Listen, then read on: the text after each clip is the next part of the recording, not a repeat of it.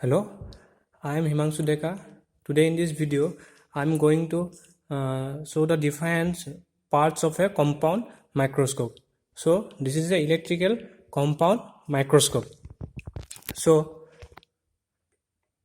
this is the eyepiece of a microscope. It is having power of magnification power of 10x. Then it is the eyepiece tube.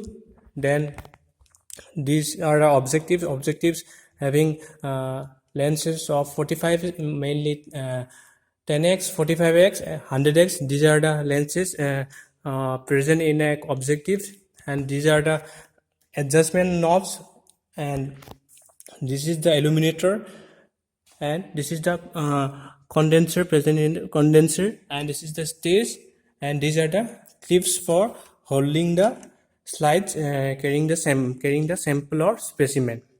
So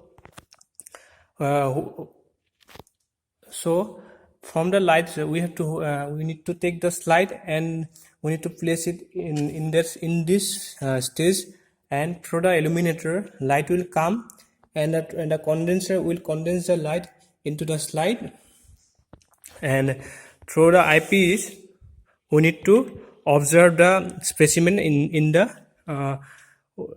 present in the slide, and with the help of this adjustment knob we can move up and down this slab, and with this these are the coarse adjustment and the fine adjustment knob.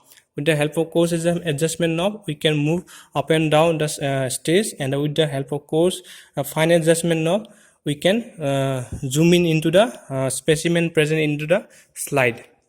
So this is the overall description of a compound microscope that is we use in pharmaceutical microbiology laboratory or other laboratory in pharmaceutics.